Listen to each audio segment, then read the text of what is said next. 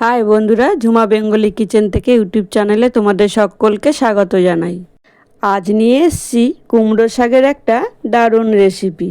কুমড়ো শাকের এই রেসিপিটি গরম ভাতের সঙ্গে কিংবা শুধুই খেতে লাগে দারুণ। কিন্তু খুবই সাধারণ একটি রান্না, যা ঘরে থাকা উপকরণ দিয়েই 10 মিনিটের মধ্যে রান্নাটা হয়ে যায়।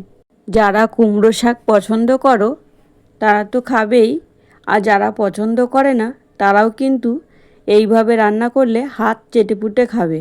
তাহলে রান্নাটা করে নেওয়া যাক। গ্যাসের ফ্লেম অন করে কড়াই বসিয়ে দিয়েছিলাম, আর কড়াইয়ের তেল গরম হয়ে গেছে। এখানে কালো জিরে আর কাঁচা লঙ্কা তেলে ফোড়ন দিয়েছি, আর এই সময় কেটে রাখা আলুগুলো দিয়ে ভালো করে নেড়ে চেড়ে নিলাম। 2 মিনিট হয়ে গেছে, আর এই সময় লবণ ও হলুদ দিয়ে ভালো করে নেড়েচেড়ে মশলাটা কষিয়ে নেব। আজকের এই কুমড়ো শাকের ঝোলের রেসিপির মধ্যে আর কিছু মশলা কিন্তু পড়বে না।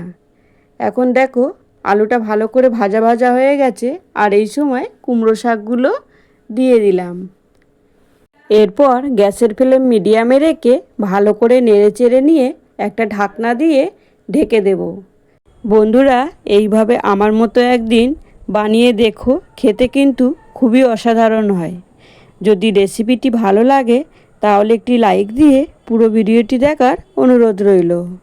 এইভাবে মাঝে মাঝে ঢাকা খুলে একবার করে নেড়েচেড়ে আবারও ঢাকনা দিয়ে ঢেকে দেব। গ্যাসের ফ্লেম মিডিয়ামে রেখেই রান্নাটা কিন্তু করে নেব।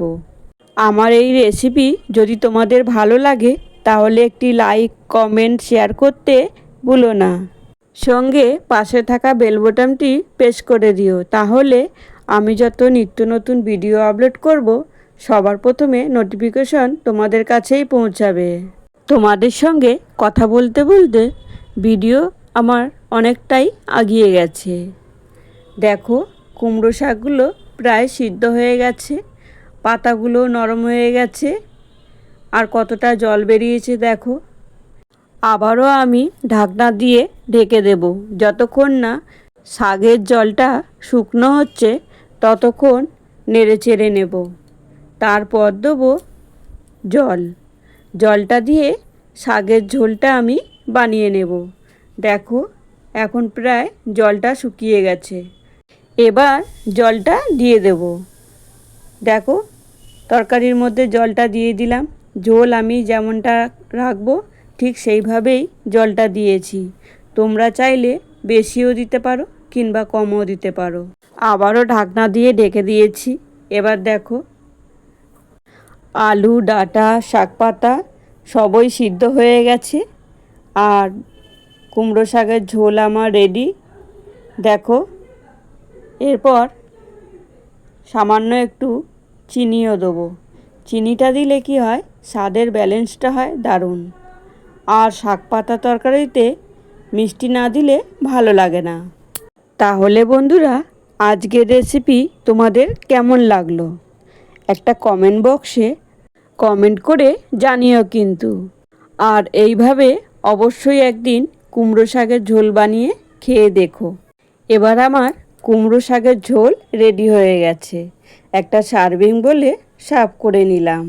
শাকের ঝোলটি সিম্পল সাদা হলেও খেতে কিন্তু দারুণ টেস্টি। মশলা ছাড়া কুমড়ো শাকের ঝোল দেখো কত সুন্দর দেখতে লাগছে, খেতেও কিন্তু দারুণ লাগবে। আজকের ভিডিওটা এখানে শেষ করলাম। ফিরে আসছি আবারও এক রেসিপি নিয়ে। এখন সকলে সুস্থ থেকো, ভালো থেকো, সকলকে ভালো রেখো। আর এতক্ষণ সময় তোমরা আমার পাশে থেকে পুরো ভিডিওটা দেখার জন্য অসংখ্য ধন্যবাদ। তাহলে আবারও দেখা হচ্ছে নেক্সট রেসিপিতে। এখন টাটা, বাই বাই।